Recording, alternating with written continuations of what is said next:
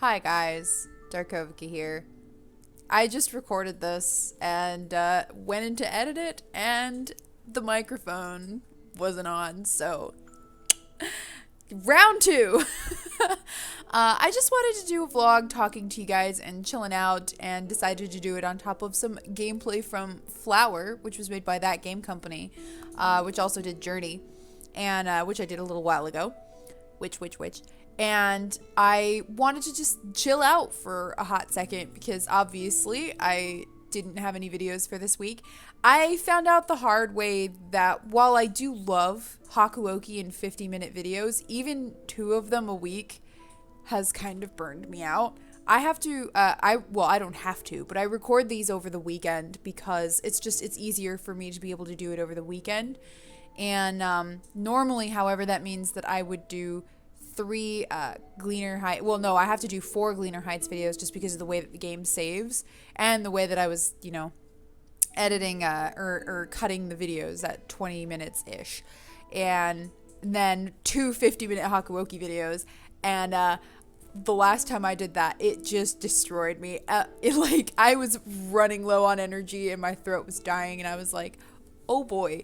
So I think I'm going to go ahead and just take a step back for a second, and then when I come back, I'm probably going to do smaller Hakuoki videos. As much as I would love to do 50-minute videos for the rest of the series, and I really do love them at 50-minute lengths, I just, personally, I do not have the ability to maintain that sort of energy anymore.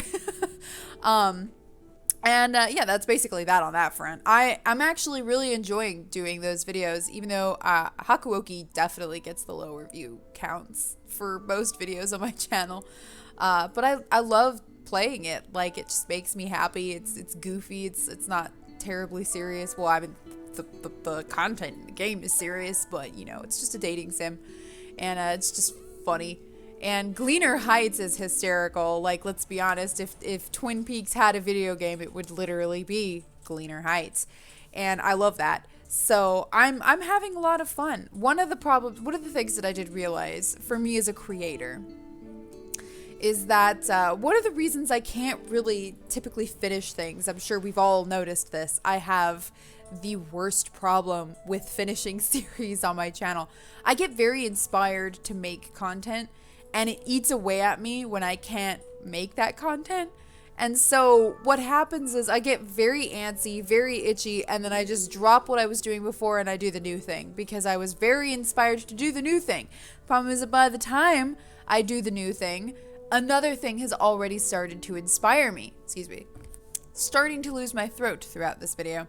But yeah, so I realized that I have finish-itis, where I just don't finish anything. I'm trying to combat that. But me naturally as a person, finishing things does not come naturally to me. I just have I don't know if it's my attention span, which is the size of a peanut, or just me as a human being, where I just get very inspired to do new things, and then I have the patience of a very, very, very small toddler. But yeah, it could be all of the above, literally all of the above. I'm sure you guys have noticed also that I am not live streaming anymore. I have, thanks to quarantine, things are a little different around home, and Brent is now home pretty much all the time. And normally I would live stream until Brent came home because, I had that time to myself, and it helped speed up the time. But now that Brent is home all the time, I find that I do actually enjoy spending time with my husband, and decided that I would save live streaming for a later date, or maybe do it over the weekends when we're a little more chill. But when I come home, it's actually really nice to just be able to see him right away. So that is the main reason that I haven't been live streaming. I just can't kind of bring myself to do it. Like, I'm like, I would much rather,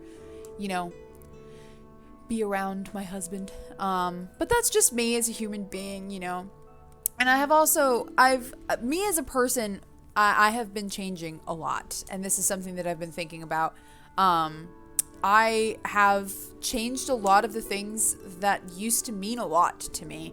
As you know, I've been doing YouTube for a very, very long time, and a lot of people would look at my channel and be like, why are you still doing this? Frankly, I have had people ask me that. why am I still doing this? And I go, I don't know, because I enjoy it. Like, I really do just like making content. It's a really fun hobby of mine. And I think I've reached a point where I do actually enjoy the fact that it is a hobby. I used to put a lot of weight into fame and being someone and, being famous. I used to, just growing up, I thought that that was everything. I thought that becoming a famous person was like the goal. That was like what was going to make my life mean something.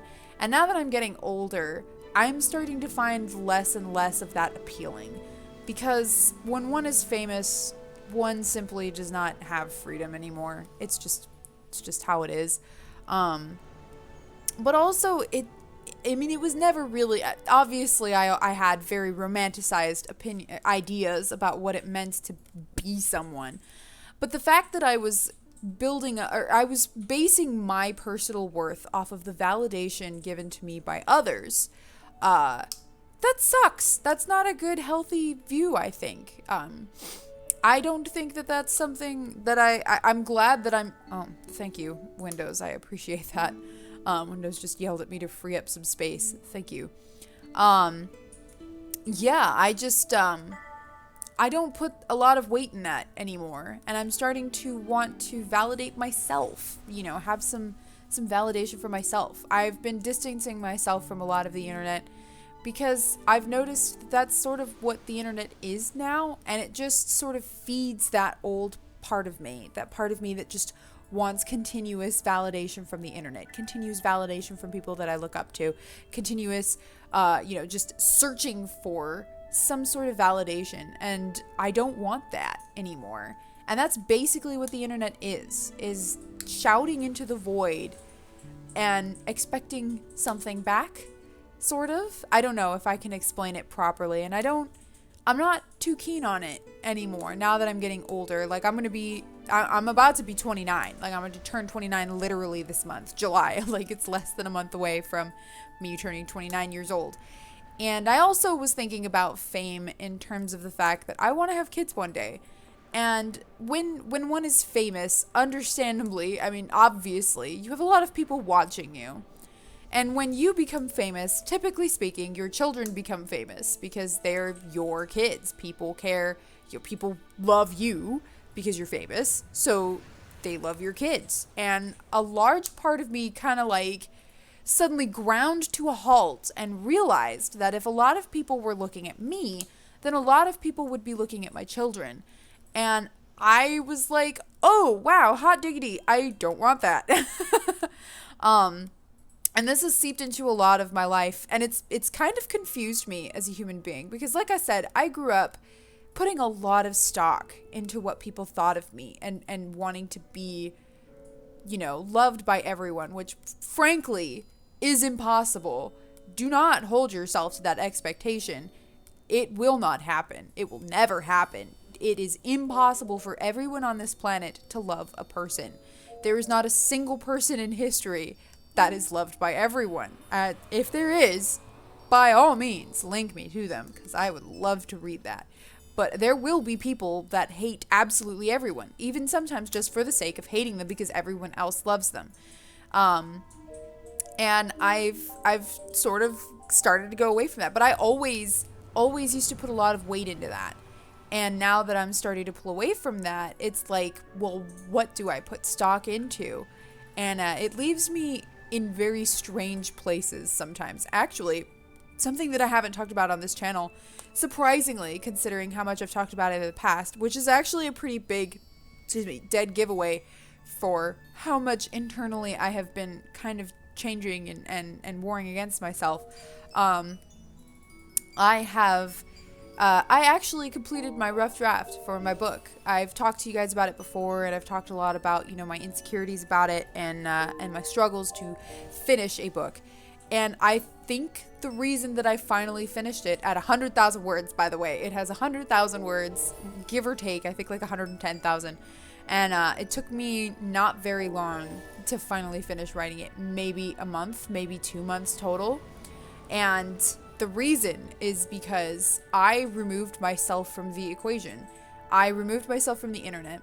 I stopped putting stock into, well, I want people to like my book. I want people to like me. I want to make people happy. Well, that's not necessarily what I should be writing for, at least me as a human being. I was not responding well to that kind of pressure that I was applying to myself. Nobody else was applying this to me. This is all applied purely by myself. And this is, by the way, this is not a I'm quitting YouTube video. It kind of sounds like that, doesn't it? No, it's just a growth video, just talk, just chatting. But I did finish it because I finally decided I don't really want to be a known name anymore. And I decided to, if and when I do publish, I'm probably going to publish under a pen name, which I don't know how that's going to turn out for this channel, because I know you guys have been obviously hearing about me writing this book for a really long time. There have been several books. Technically, this is not the first book that I started writing, like that I talked about on this channel. That is a different book that I put on hold because I applied just a butt ton of pressure to myself once again, and decided, you know, I am not going to do this. And I filed it away for later because I broke myself under the pressure of wanting it to be perfect, and there's just simply no such thing. And I also felt very guilty because the types of books that I enjoy are typically not books that people consider worth anything. I enjoy reading simple books with tropes, books with feel-good, soft relationships, slow burn, you know, just things that you see a lot in young adult novels. I enjoy young adult, and I enjoy all of the tropes that you find in a lot of those books. I tend to reread very similar books over, you know, just like I'll find a book and it will have very similar aspects to things I've already read, and I'm happy. I am happy with this. And I enjoy those. I enjoy cheesy romance, but not that romance. Like, I do have a line. But I enjoy the cheesy stuff. I enjoy, like, urban fantasy, and I enjoy just simple novels. Things that are not necessarily, like, turning people's heads. I'm not really the type of person who wants to be the next Charles Dickens. And a lot of people look down on that. Very much so in the writing community. There's a lot of elitism. People who are very quick to put down others who are writing that kind of story or stuff like that. And oftentimes, I mean, it's not people being cruel on purpose. That's something to remember. A lot of people think that they're teaching other people, that they are helping others by being so judgmental and you know, looking at people's work so critically. They think they're helping. They think that they are bettering the writing community by finding these types of authors and getting them out, you know, getting the weeds out. And I think that is along the lines of not necessarily censorship, but it's very manipulative and it's very controlling. Writing and books are a source of escape for people. Not everyone wants to read Charles Dickens. I'm gonna be honest. Not everyone wants to read the next, you know, I'm blanking on big names and fancy authors, but like a lot of the things that we consider classics, it's like we hold them to these extremely unreachable standards, and they're not perfect. They're not like amazing, perfect god tier books. They have problems. They have things that make them quirky, but like we've stopped sort of looking at them as things written by actual people and sort of been like, yes, this is the perfect achievement. If I can be the next Charles Dickens, I shall be worth something at last. But it's like I held myself to that kind of a standard because a lot of pressure that I put on myself that I pulled from writer Twitter and from other people applying that pressure to themselves and to other people, you know, and sharing that pressure. And I have bounced back and forth all over the board on my writing. I don't care. I do care. I don't care. I do care. And finally, after I removed myself from the equation and I was like, I don't care anymore. This isn't even my name that's going on this. All of a sudden, I really legitimately did not care. And I just wrote what I wanted to read. And it is adorably cheesy and definitely not the next Charles Dickens. And I don't care. I mean, I'm the type of person who enjoyed Twilight. I did. I enjoyed Stephanie Meyer's Twilight. Oh, I was that person. I don't mind those kinds of books, if that makes you understand where I'm coming from. So I personally think that books are meant to entertain groups of people. If my book is able to entertain a niche of people or a group of people, fabulous. If it doesn't, all right, it entertained me. Like, I don't care.